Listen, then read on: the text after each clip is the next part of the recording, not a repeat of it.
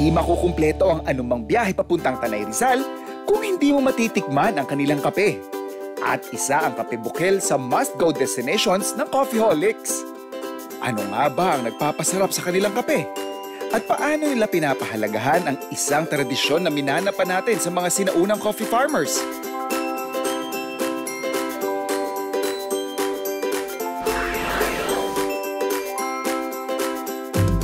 Sa aking pagbisita, kaagad kong tinungo ang taniman sa likod ng coffee shop ni Miss Paula Machenzo.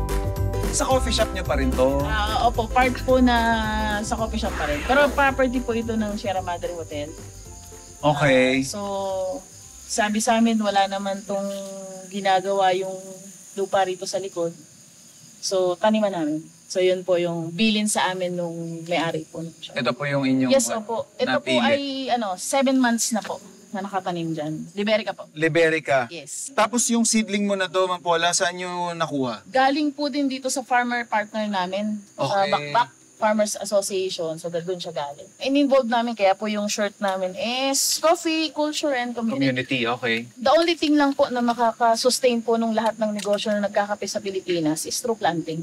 Oh, totoo naman. So, kaya Yeah. nag-partners kami in different region, in different enthusiasts, different cafe owners. Aha. So, may mga funds sila pero hindi nila alam kung saan gagamitin. Isa din po yung kape sa reforestation.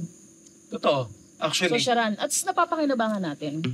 Kaakibat ng kanilang personal effort na pasiglahin ang kanilang taniman ng kape sa Tanay, kaisa din ng Kape Bukel ang Farm to Cup Philippines sa kanilang advocacy to shorten the supply chain na siyang magbibigay sa mga consumers ng direct access sa farms na nagtatanim ng kape. For a coffee enthusiast, bakit sa tingin nyo importante na ma-experience din ng community, mga nainom ng kape, mga business personalities na nasa industriya ng kape, na makapagtanim? Chef kagaya nito, dito lang na sa lugar namin sa Tanay. So, nung research namin sa area, kasi bago ko ginawa yung business, ni-research ko muna. Farmer, or yung kung sino yung bibentahan ko. Oo. Ang nakita ko sa farmer chef, bakit wala na silang kape? Pero sabi sa amin, nung pumunta ako dito, hindi maraming kape rito sa Tanay. In fact nga, nasa highway lang yung kape. So nung tinanong ko sila, ang sagot nila sa amin, kasi wala namang bumibili. Oh, okay. So nakakalungkot kasi dumating, bakit ngayon lang ako dumating? So yun yung ginawa nila nung walang bumibili, pinagkakat nila. Yeah. Pinalitan nila ng kaingin. Sa ngayon, ang kanilang organization ang tumutugon sa malaking demand ng kanilang partner establishments sa airline and coffee shop industry. And from this endeavor, itinatag din ng Farm to Cup ang isa pang programa na tinatawag nilang Coffee Direct. Ito yung magpa-fan ka sa isang lugar, iyo yung kape. Pag-usapan natin kung paano yung harvest. Let's say half ng production sa kanya o mag-uusap tayo 70-30. Mga ganun ba? Parang nagko-contract growing tayo. Pero mag-aalaga si Farm to Cup. Yes. Dahil wala namang fund si Farm to Cup, is a non-profit organization, chef. Kaya ginawa po ni Farm to Cup, ginawa yung program na yun. So in span of 5 years na pamula nung nabuo ang Farm to Cup, ano-anong lugar na po yung narating natin? So, meron tayo, sir, sa Kalinga. Okay. Barlick, sir. Okay, Barlick, chef. Mountain Yung Province. Baltic. Meron tayo sa Ilocos, meron tayong Cebu, Adlaon, Cebu City. So, dalawang partner tayo, isa sa Bay. Meron tayong sa Kudarat, meron tayong Mount Apo. Yung ating mga farmer is nilalagay namin sa label. Example, Hala Rizal. Very specific kung saan siyang barangay tinanim. Hindi nyo nilalagay na Rizal lang. Rizal lang. Oo, kunyari yung Benguet. Like Tanay. Oo. So, Tanay. So, Okay. under siya ng Rizal. So, meron tayo dito, Liberica from Candelaria, Quezon. So, nilalagay namin yung specific town kung saan siya tinanim. Nagaganto pa kami sa Barlig. Pagkatapos ng pagtatanim, pagbabayo at pagtatahip, we are just one step away from enjoying our cup of local coffee. Sa bakuran ng Kape Bukel, sinampulan tayo ni Miss Paula kung paano sila nagtutusta ng kape sa kawa. So, syempre, prepare muna po namin yung mga gamit. Sa kawa roasting po, mostly based on intuitive. So, sa smell, sa feel, sa color, so doon ko po siya binabase. So, kailangan muna po siyang mainitan yung pan. So, at the temperature po siya ng 190. So, off ko muna po yung fire. Ilagay ko po yung beans natin. Anyway, yung beans na gagamitin po natin, ito po yung harvest po namin dito sa likod. Ito po yung mga tree natin. So, ito yung harvest natin. So pag na-feel ko na po na medyo mainit na po yung ating ating beans.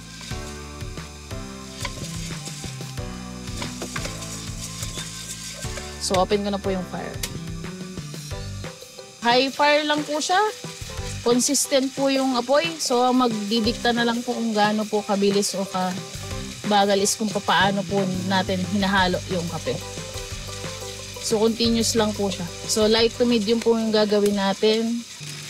So after po nito na lumamig na yung coffee natin, kakap mo muna po siya para i-profile po yung beans. And then ididigas na siya. O overnight lang siyang nakalagay sa bilao.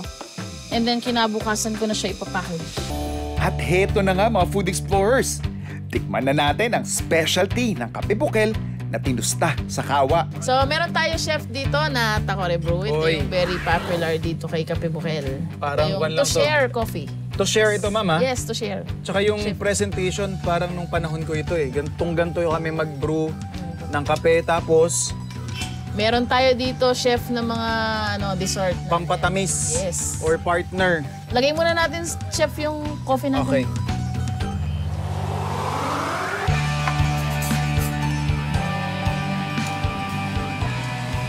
Normally po pag gantong steep mo lang mabilis, ilang minutes po ang ideal?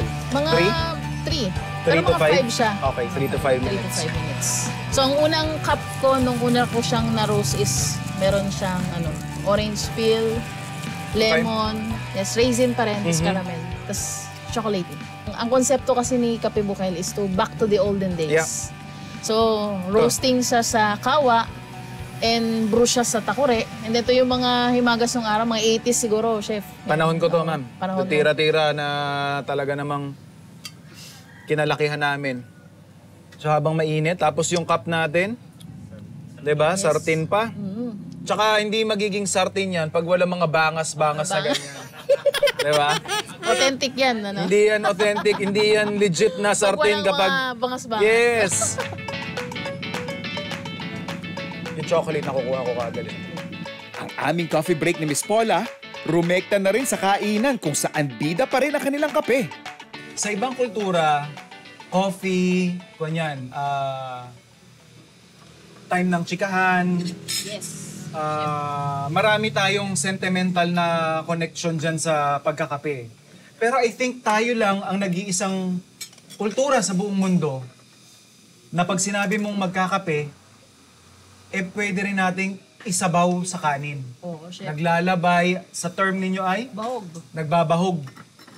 So yun yung, di ba, this is a very unique way of enjoying coffee. Ito naman kailangan kapag magbabahog ka or maglalabay ka, kailangan matamis yung Oo. kape mo. Kasi yan yung sa kanya. Magko-complement. Tapos sa akin, ma'am, mas gusto ko siya ng mas lumalangoy sa kape. Oo, chef. You know? Tapos gantong ulam. Mabef. Actually, eto, may isa pa akong talent. Dahil sa labay na yan, natutunan kong magkamay Kamay. nang may sabaw ang kanin. Correct. Kami din. Di ba? Kahit sinigang, chef. Oo. The best Pero dito yan. mo una nung pisahan yan eh. The best to, chef. Talagang pag naaalala ko, lagi ko kwento to. Every time may training kami, parati ko kwento. Dito ako nagsimula. Hindi kami pwedeng pumasok sa eskwelahan nang hindi kami kumakain. Wala kaming ulam, kaya bahog. Only in the Philippines. Yes, only in the Philippines.